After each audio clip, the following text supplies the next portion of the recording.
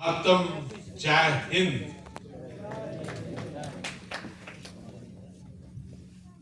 आज बहुत बड़ा संयोग है कि 29 तारीख है, यानी 2 और 9 11, महीना भी 11 है और आज का दीक्षांत समारोह भी एकादश 11 ही है।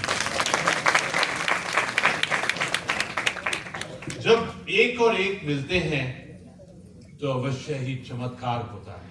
मुझे लगता है कि ये प्रभु का आशीर्वाद है कि आज हम इस स्थान में, इस समय में, इस क्षण में, मुझे तो ऐसा लग रहा है, can feel the vibrations of दिव्यता, भव्यता, पवित्रता।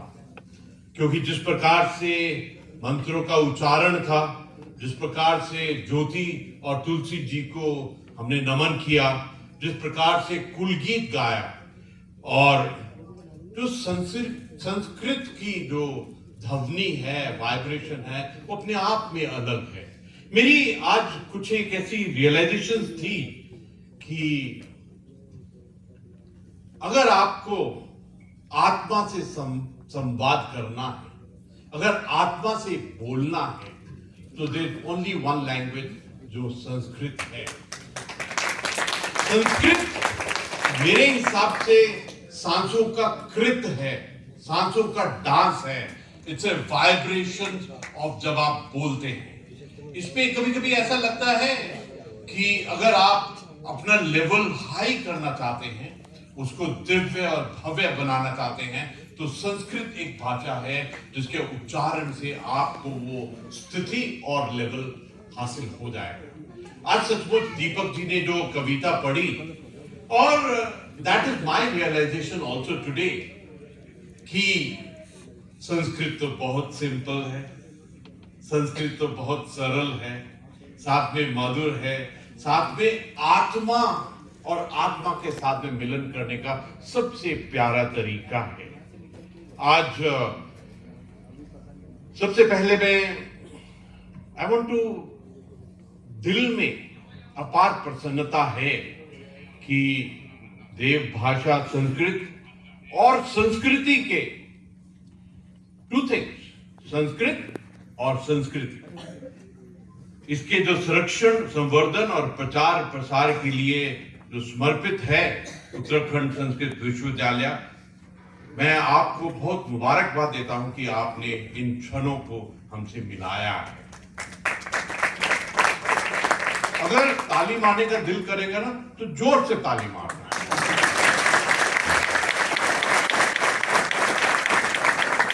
मैं हर एक छात्र को मुबारकबाद देना चाहता हूं कि आज आपको जो उपाधि मिली है, आपको जो स्वर्ण पदक मिला है, आपको शास्त्री आचार्य एवं विद्या वारिधि पीएचडी उपाधि मिली है, विशेष रूप से आपको, आप साधुवाद के पात्र हैं। You have gone to a different zone. आप एक अलग ही मार्ग के ऊपर में चल गए हैं, आपकी दिशा बिल्कुल अलग है। आपके ऊपर में हमको विश्वास है, भरोसा है।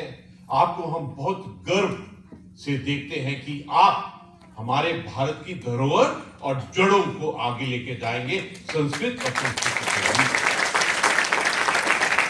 मैं आज के दिन हर एक छात्र छात्राओं के माता पिता, अभिभावक और गुरुजनों को भी बधाई देना चाहता हूं। ये आपका संकल्प है, ये आपका सहयोग है और आपका उचित मार्गदर्शन है कि आज आपके बेटे और बेटियों ने सफलता का एक महत्वपूर्ण एक बेंचमार्क को क्रॉस किया।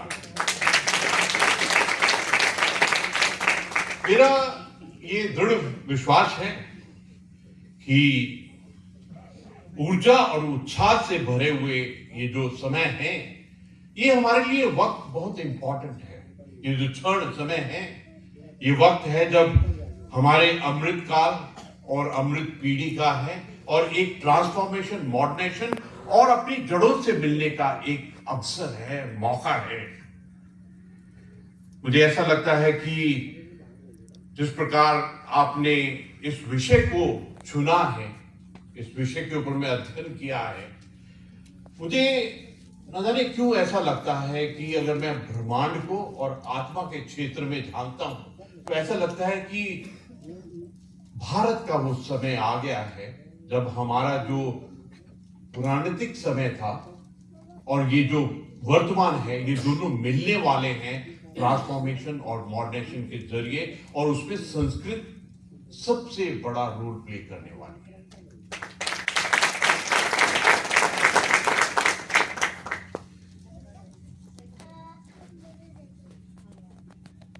एक बात पक्की है कि किसी भी राष्ट्र के नवनिर्माण में या सर्वांगीण ऑल अराउंड विकास में युवा शक्ति की भूमिका महत्वपूर्ण होती है। इसीलिए तो इंग्लिश में जब हम यूथ बोलते हैं तो YOU मतलब आप हैं। और आप देखिए जो स्टूडेंट वर्ड है अंग्रेजों ने बनाया, मेरे को तो कभी कभी ऐसा लगता है जो अंग्रेजी के भी शब्द अंग्रेजों ने बनाए हैं वो किसी संस्कृत के ऋषि मुनि ने ही बनाए हैं, क्योंकि उसके अंदर में सोच कह रही है। कभी कभी लगता है जैसे स्टूडेंट है तो स्टूडेंट में भी ST के बाद में U आता है आप, और बाद में आता है डेंट। मेरे को लगता है कि स्टूडेंट ही है जो आने वाले समय में सबसे बड़ा डेंट और प्रभाव डाल सकते हैं। तो आपके अंदर में जो शक्ति है उसको कृपया पहचानिए। हमारा देश युवाओं का देश है। 65% 35 के आसपास के हैं, और ये पूरे दुनिया से बिल्कुल अलग सिनेरियो है। पूरा दुनिया हमको देख रहा है कि किस प्रकार भारत की जो डेमोग्राफिक डिविडेंड है वो युवाओं से भरी हुई है।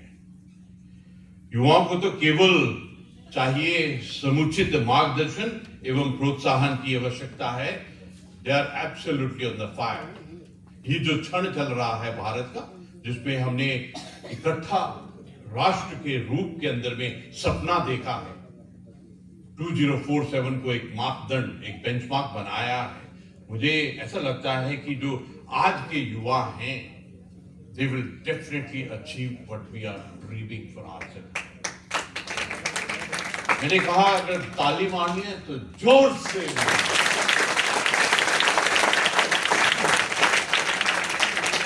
मुझे इसके लिए ये जो अचीव करना है 2047 राष्ट्र के लिए, समाज के लिए और अपने परिवार के लिए, मुझे ऐसा लगता है कि संस्कृत से बड़ा कोई दूसरा साधन नहीं दिखता है। क्योंकि एक संस्कृत है जिसमें अच्छे आचरण, संस्कार एवं चरित्र की शिक्षा सांस्कृतिक साहित्य में सर्वत्र विद्यमान है।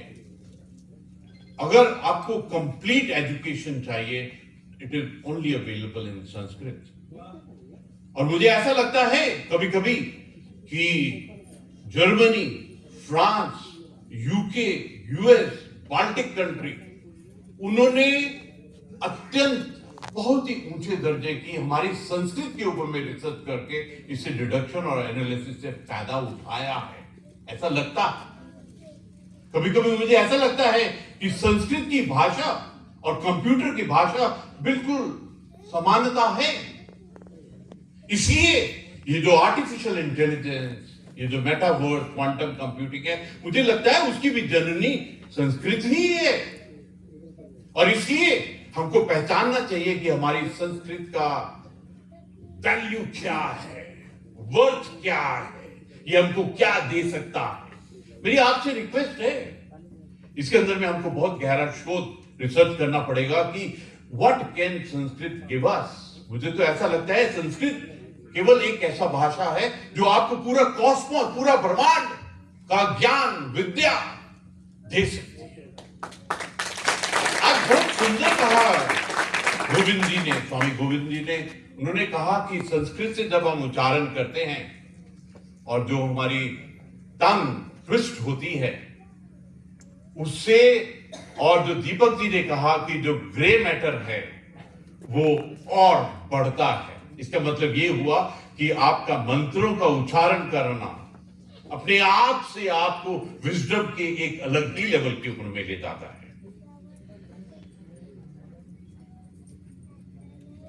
संस्कृत विश्व की प्राचीनतम भाषाओं में सर्वोप्रिय है। मानवता ने जब विद्या ज्ञान की तरफ में रुख किया तो Sanskrit was the starter of giving us the wisdom and the intellectualism. इसका साहित्य भी विशाल है, अनलिमिटेड है, अनरिस्ट्रिक्टेड है। कोई ऐसा विषय नहीं है पूरे विश्व में जिसको संस्कृत ने एक लीडरशिप नहीं दी। लेकिन सबसे बड़ी प्रॉब्लम क्या है? हमको खुद को, अपनी आत्मा को, अपने आप को कन्विंस करना पड़ेगा कि संस्कृत चीज क्या है, उसमें गहराई क्या है। कभी कभी ऐसा लगता है कि कुछ ऐसी ताकतें जिन्होंने संस्कृत को आगे ही नहीं बढ़ने दिया, लेकिन अभी समय है हम सब के लिए कि हम ये चुनौती को स्वीकार करें। ज्ञान, विज्ञान, कलाओं के अनगिनत भंडार विद्यमान है संस्कृत के अंदर। Everything is there in Sanskrit. That means that we have to understand, we have to ensure that we give the respect, reverence. कभी कभी ऐसा लगता है कि संस्कृत को पूरे वातावरण, इकोसिस्टम के साथ कैसे मिलाएं, इसको किस प्रकार से business, market forces, corporate culture, technology, इन सब से मिलाएं। आत्मा में दुख होता है जब संस्कृत का पीएचडी किया हुआ वो नहीं कमाता है जो बाकी सब्जेक्ट वाले पीएचडी कमाते हैं। मुझे तो ऐसा लगता है कि हमको अपने आप से एक संकल्प लेना पड़ेगा, एक क्रांति लानी पड़ेगी कि किस प्रकार Sanskrit becomes the leading factor in the entire ecosystem, और वो हम कर सकते हैं। एक ताली तो मारिए जोर से, क्योंकि ये जो आपकी तालीम की गूंज है ये एक संकल्प का रूप है कि हम अपने आप को पहचानें। Biggest problem of being Indian is we don't know our self worth. हमको मालूम ही नहीं है कि हमारा ब्रह्मांड के साथ में, हमारा आत्मा के साथ में क्या जोड़ है। हम हर रोज सुबह उठकर जब ओम करते हैं तो basically we are connecting to the brahmand. दुनिया में और कोई नहीं करता है, हमारा तो लेवल ही बिल्कुल अलग है। मुझे ऐसा लगता है कि यही समय है, ठीक समय है, और हमको अभी करना है।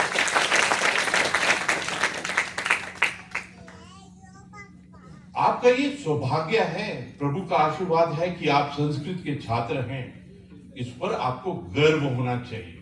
गर्व mean you should be proud of this thing that आप संस्कृत के छात्र हैं। आपका जो गर्व है, प्राइड है कि आपको संस्कृत आती है, ये आपके एटीट्यूड, बिहेवियर, सोच, विचार और धारणा के अंदर में रिफ्लेक्ट होना चाहिए। आपकी उंगलियां, आपकी आंख, आपका फेस सब कुछ बताना चाहिए कि ये इंसान संस्कृत जानता है। जो संस्कृत जानता है, जो मंत्र का उच्चारण करता है, उसके फेस से ही एक अलग ही रोशनी आती है। इसलिए जरूरी है कि पहचाने कि संस्कृत में शक्ति क्या है। एक बार फिर बोलता हूं, अगर दिल करता है ना ताली का तो जोर से बजाइए।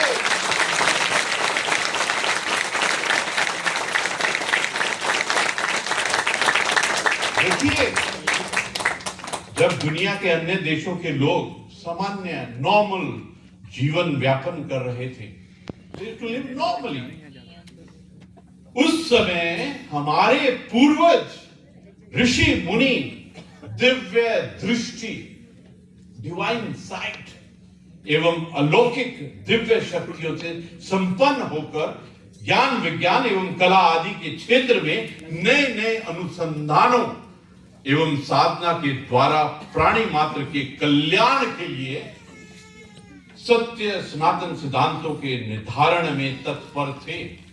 We had a massive lead from the entire मानवता।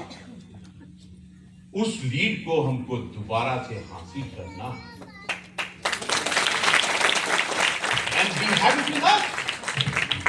हमको कहीं बाहर जाने की जरूरत नहीं है, क्योंकि ब्रह्मांड के साथ हमारा कनेक्शन बिल्कुल नेचुरल है।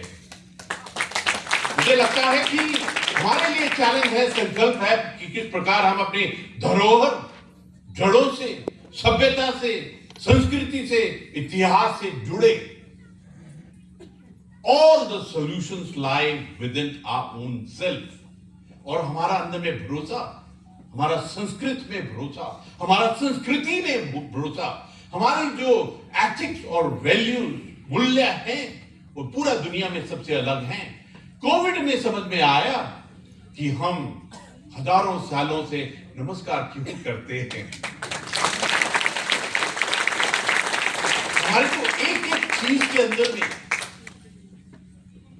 ज्ञान ही ज्ञान भरा है, लेकिन are we realizing it? I think that is what the challenge to us. Sanskrit भाषा में क्या रेंज है, क्या स्पेक्ट्रम है। वेद, उपवेद, व्याकरण, शिक्षा, कल्प, निरूपक, ज्योतिष, छंद, आगम, पुराण, स्मृतियां, धर्मशास्त्र, अर्थशास्त्र, न्याय, वैश्विक, सांख्य, योग, मीमांसा, वेदांत, शास्त्राय, बौद्ध, जैन आदि। What is spectrum? क्या डेप्थ है, क्या हाइट है। आप किसी भी चुनौती का समाधान, सॉल्यूशन ढूंढना चाहेंगे तो आपको संस्कृत में ही मिलेगा। दर्शन, आदि काव्य, रामायण, महाभारत, नाटक, कथा, काव्य, महाकाव्य और असंख्य ग्रंथ आज भी उपलब्ध हैं। आपका उनके साथ क्या नाता है? What's your relationship with them? आप क्या शोध और रिसर्च कर रहे हैं? अपने आप से ये प्रश्न पूछिए। सब कुछ आपके पास में है। आपका बैंक अकाउंट विजडम का इतना बड़ा है, लेकिन आप इधर उधर क्यों खोज रहे हैं? अपने आप से पूछिए ये बात। पूरी दुनिया, अभी स्वामी जी ने बताया कि ये गीता.com बनाया है, उसके अंदर में 182 कंट्री जुड़े हुए हैं और हमको मालूम ही नहीं। पूरा दुनिया गीता से, उसके उपदेश से सबक सीखना चाहती है, and we are not even connecting ourselves to that. मेरी आपसे रिक्वेस्ट है कि पहचानिए हमारा भंडार क्या है। आज इन ग्रंथों में जो ज्ञान विद्यमान है, उसे विश्व पटल पर पुण्य प्रतिष्ठित करने हेतु इस विश्वविद्यालय के विद्यार्थियों और आचार्यों से अपना विशेष योगदान देने की अपील करता हूं। I appeal to you. मैं आपके साथ साझा करना चाहता हूं, जब मैं रिटायर हुआ 40 साल सर्विस के बाद में, तो मेरे दिल में ऐसा आया कि हनुमान चालीसा के ऊपर में मैं रिसर्च करूंगा, पर्सनल रिसर्च। तो मैंने पढ़ना शुरू किया, विजुअलाइजेशन शुरू किया, काफी देर किया, लेकिन मेरे को आखिर में एक किताब मिली जो वाराणसी में किसी ऋषि मुनि ने लिखी थी। उसका नाम था हनुमान चालीसा रहस्य। संस्कृत में थी। मेरे को संस्कृत इतनी अच्छी आती नहीं थी, लेकिन फिर भी मैंने अपने आप को कहा कि you don't have to use your brain, use your atma, अपनी सोल को इस्तेमाल करो। और मैं उसको पढ़ना शुरू किया और मुझे ऐसा लगा जैसे एक तो मैं पढ़ रहा था, साथ में एक अपने आप से एक ऑडियो क्लिप से शुरू हो गया जो मंत्रों का एक वाइब्रेशन होता है उस प्रकार। और मेरे को ऐसा लगा कि ये तो बहुत ही सिंपल है।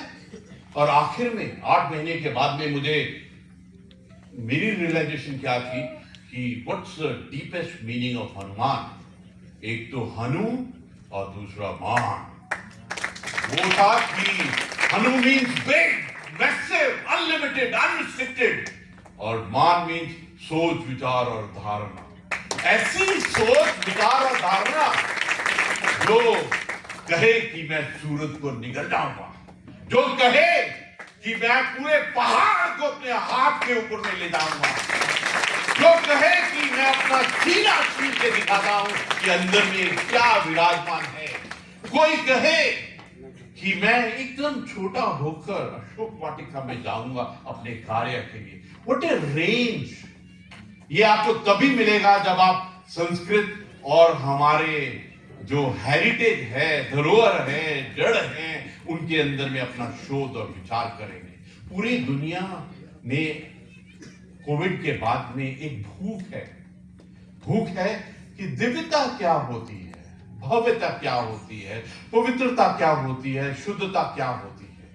ये पर्यावरण से, एनवायरमेंट से, नेचर से क्यों प्यार होता है, प्राकृतिक से क्यों प्यार होता है, क्यों हुआ कि मीरा हो गई मगन लागी, ऐसी पूरा दुनिया के लिए ये भूख है। मुझे ऐसा लगता है कि इस भूख के लिए जो टीचर, गाइड, वो भारतीय ही हैं, वो आप ही हैं जो संस्कृत के अंदर में अध्ययन करते हैं। Please understand what market is waiting for you, what consumerism is waiting for you. मुझे ऐसा लगता है कि पूरी दुनिया में भूख है। दे वांट संस्कृत के शास्त्री, आचार्य, शोधकर्ता, ताकि वो समझ सके कि पूरा जीवन है क्या। मुझे ऐसा लग रहा है जिस प्रकार आप ताली बजा रहे हैं अपने मन के अंदर, अपनी आत्मा के अंदर में आप एक संकल्प ले रहे हैं कि मेरे को जिंदगी में करना है।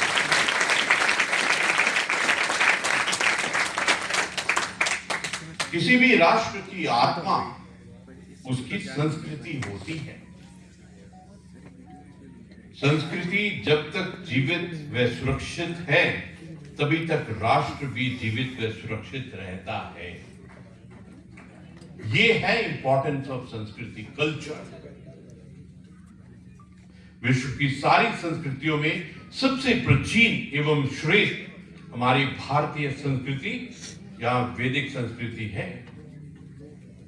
मैं आपको एक I just want to share, मेरे एडीसी बोल रहे हैं टाइम हो गया है, लेकिन मेरे को ऐसा लग रहा है मेरी आत्मा बोल रही है कि मैं नहीं बोल रहा हूं, ये प्रभु मुझसे बुलवा रहे हैं। मैं चाइना में गया था, 8 बार चाइना गया हूं। तो एक बार मैं मिलिट्री डेलीगेशन का लीडर था एज ए मेजर। तो एक पीएलए की कर्नल थी, महिला थी। तो हम एक जगह घूमने गए, तो उरुमची सिंजियांग का इलाका है। जब वापस आ रहे थे उन्होंने कहा कि रास्ते में एक सिटी बनाई है नई, आपका डेलीगेशन देखना चाहेगा। मैं और मेरे साथ में 7 ऑफिसर्स थे। तो हम वहां रुके। तो मैंने सोचा कि क्योंकि मैं डेलीगेशन लीडर हूं, मैं नहीं जाऊंगा, मैं अपना बैठ के थोड़ा अध्ययन करूंगा। तो बाकी 7 को मैंने बोला कि आप जाइए और 1 घंटे के बाद में वापस आ जाना, क्योंकि टाइम अवेलेबल वाज 1.5 आवर। तो 1 घंटा हो गया, बाकी सब आगे, एक ऑफिसर वापस नहीं आया।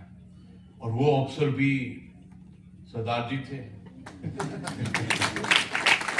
तो ये जो पीएलए की कर्नल साहिबा थी, उसने मेरे को बोला, शी गॉट वेरी अलार्म, डर गई। उन्होंने कहा, सर आपका एक ऑफिसर नहीं आया सर, ये सर वो सर।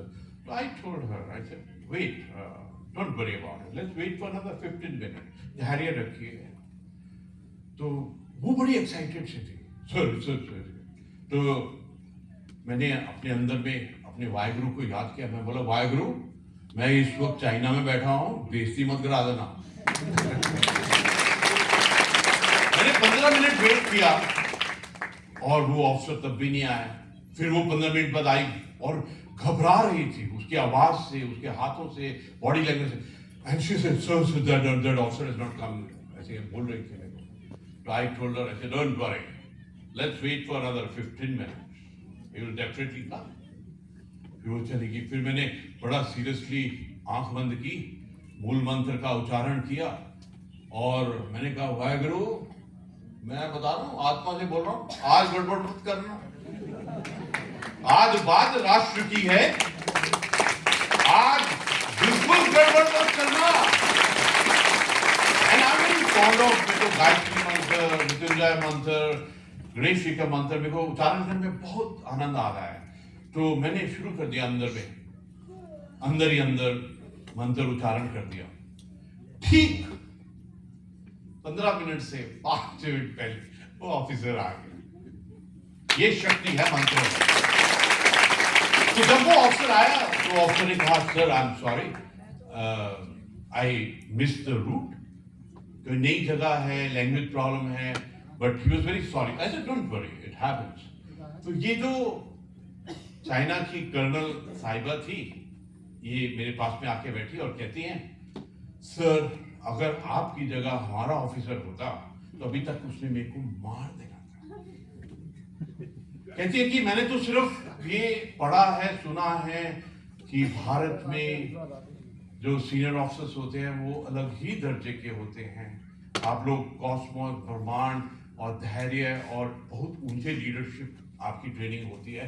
जो आपने आज प्रदर्शन किया है, एक कंट्रोल, एक बैलेंस, एक अभी तो आपने ताली बजाई है, इसके आगे में जो बताने वाला है आपको यकीन, आप विश्वास नहीं होगा। उसने क्या कहा, उस लेडी ने, उसने कहा कि सर वो कर्नल थी, मैं मेजर जनरल था। उसने बोला sir can I touch your feet. तो मैंने उसको कहा, वो भी चाइनीज लेडी, वो भी आर्मी की ऑफिसर, तो मैंने उसको कहा हमारे कल्चर के अंदर में हमारी बेटियां पैरों को हाथ नहीं लगाती। उसने अगला क्या कहा आपको यकीन नहीं होगा। उसने अगला सेंटेंस क्या बोला, बोलती है कि हमारे यहाँ पर ज्यादा धर्म वर्म को मानते नहीं है, हमारा सिस्टम अलग है, लेकिन एक चीज हम सब मानते हैं चाइना वाले, और एक प्रेयर करते हैं उस शक्ति को जो पूरे संसार को चलाती है, विश्व कॉस्मोस को चलाती है। बोलती है हम एक प्रेयर जरूर करते हैं कि अगले जन्म में हमको भारत में जन्म दे।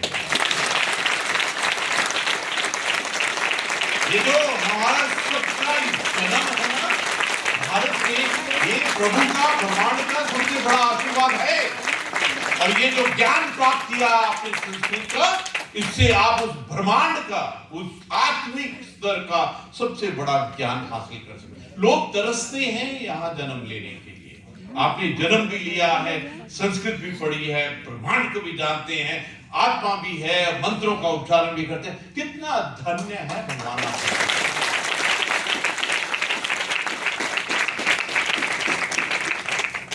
हमारी सनातन संस्कृति ने संपूर्ण पृथ्वी को ही अपना परिवार माना है। संपूर्ण पृथ्वी ही हमारा परिवार है। वासुदेव कुटुंबकम की भावना के साथ हम हमेशा हमने सर्वे भवन्तु सुखिनः लोकाः समस्ताः सुखिनो भवन्तु की कामना की है। सर्वदा फला, सब कुछ तेरा, इस सोच के साथ में जीवन को बिताया है। हमारे देश में भी पूर्व से पश्चिम, उत्तर से दक्षिण तक संपूर्ण भारत को एक सूत्र में पिरोने का काम संस्कृत करती आई है। जोर से ताली मारिए। ये जो गुरु नानक देव जी ने कहा, एकम, गुरु ग्रंथ साहब के शुरुआत में जो अंक है एकम, ये ब्रह्मांड का आदेश है कि हम वननेस, एकता, अखंडता, वननेस, टीम वर्क के अंदर में विश्वास रखना चाहिए। मुझे कभी कभी ऐसा लगता है कि संस्कृत का विकास क्यों नहीं हो रहा है? Why we are not having that booming confidence in Sanskrit? तो ऐसा लगता है सबसे पहले तो हमारे संस्कृत परिवार के अंदर में ही एकजुटता को लाना पड़ेगा। कभी कभी लगता है हम संस्कृत परिवार के अंदर में एक दूसरे की मदद नहीं करते हैं, एक दूसरे को दंड कसते हैं, एक दूसरे को काटते हैं। ये जरूरी है हमारे लिए कि किस प्रकार से एकता, अखंडता, वननेस, जॉइंटनेस, इंटीग्रेशन अपने परिवार के अंदर में लाए, नहीं तो उसके बगैर कभी भी विकास नहीं हो सकता है। मैं जोर से बोल रहा था ना, मैं नहीं बोल रहा था, मेरी आत्मा बोल रही थी।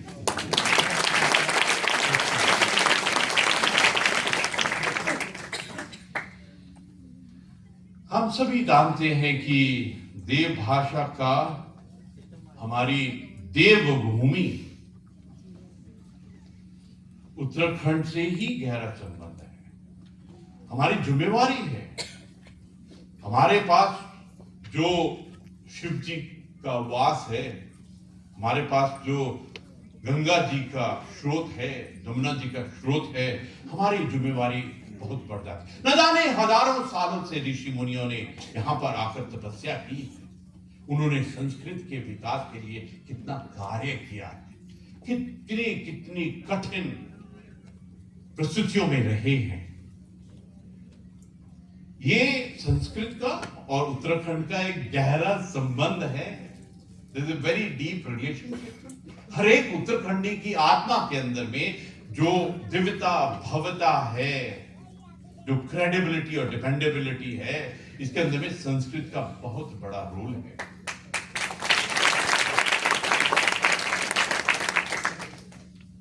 और सबसे बड़ी बात यह है, पुराणादि शास्त्रों की रचना भूमि देवभूमि ही है। जो महर्षि व्यास जी ने हमको वेद ज्ञान दिया है, अपने आप में सबसे बड़ा वरदान हमारे लिए है। आस्था की श्रेष्ठ केंद्र बद्रीनाथ जी, केदारनाथ जी, गंगोत्री जी, जमुनोत्री जी, हेमकुंड साहब, पंच बद्री, पंच केदार और पंच प्रयाग आदि दिव्य धाम इसी भूमि पर विराजमान है।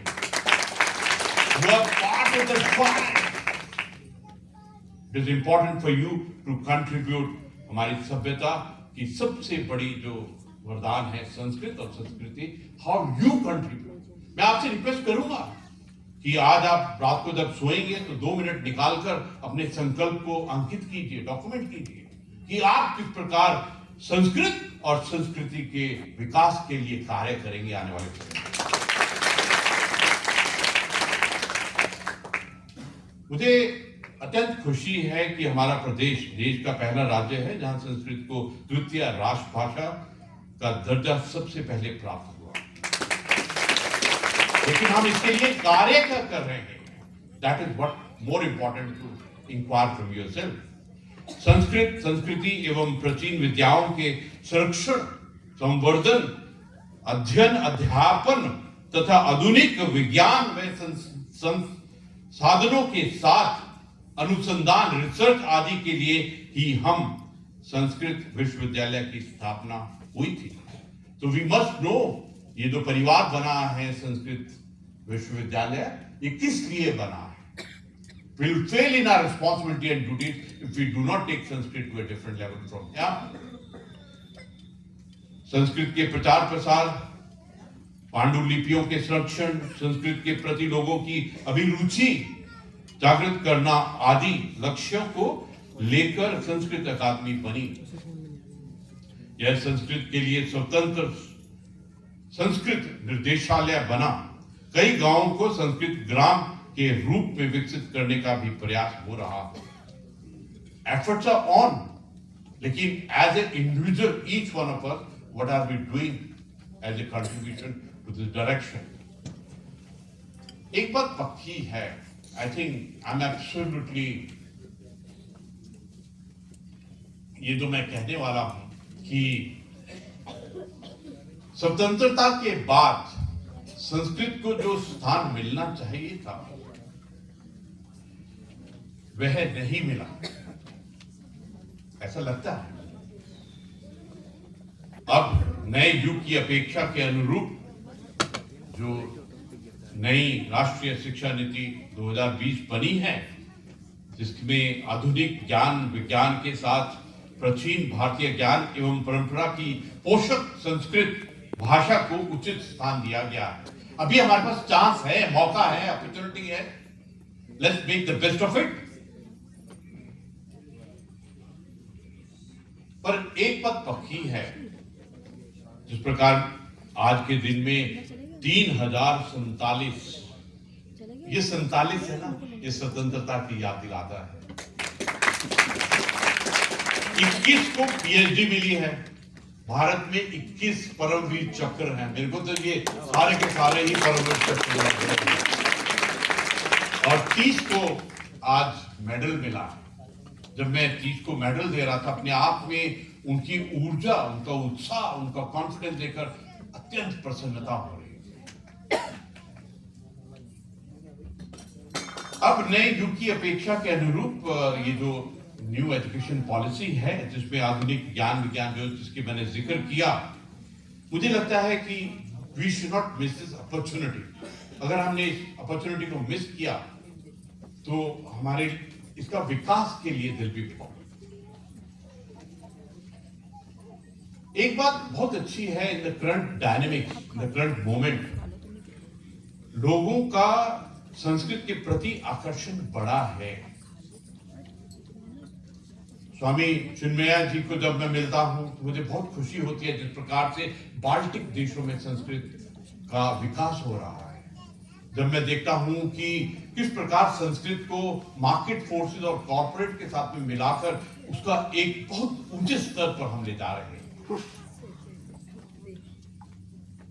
मुझे ऐसा लगता है कि we have to use this present opportunity to ensure that the Sanskrit gets the due place for its recognition. अभी when I look at it as a nation, एक राष्ट्र के स्वरूप में देखता हूं तो ऐसा लगता है कि भारत प्राचीन काल से ही विश्व गुरु के रूप में जाना जाता रहा है। But why did we lose it? Where did we lose it? And how to ensure कि हम उस स्थान को, विश्व गुरु के स्थान को दोबारा हासिल करें। और मुझे एक बात पक्की मालूम है कि भारत को विश्व गुरु होने से कोई नहीं रोक सकता। जो एक बहुत ही सुंदर हमने सपना देखा है एज ए राष्ट्र, एज ए नेशन, और जो हम नेशन फर्स्ट, राष्ट्र सर्वोप्रिय के साथ से जीते हैं, और जो हमने सपना देखा है कि भारत विकसित भारत, आत्मनिर्भर भारत, समृद्ध और विश्व गुरु भारत, मुझे लगता है कि इसको पुण्य प्रतिष्ठित करने के लिए हमको संकल्प लेना पड़ेगा। I request each one of you कि आपका खुद का व्यक्तित्व संकल्प क्या है इसमें कंट्रीब्यूट करने का। आप अपने आप से अपनी आत्मा को बताएं। आज बहुत प्रसन्नता हुई कि आपने बहुत MOU किए हैं इस यूनिवर्सिटी। वाइस चांसलर साहब को मैं बहुत बहुत मुबारकबाद बोलता हूँ। उन्होंने IIT और अलग अलग संस्थानों के साथ में किया है, क्योंकि ये बहुत जरूरत है कि संस्कृत किस प्रकार इंटीग्रेट करे पूरे इकोसिस्टम के साथ।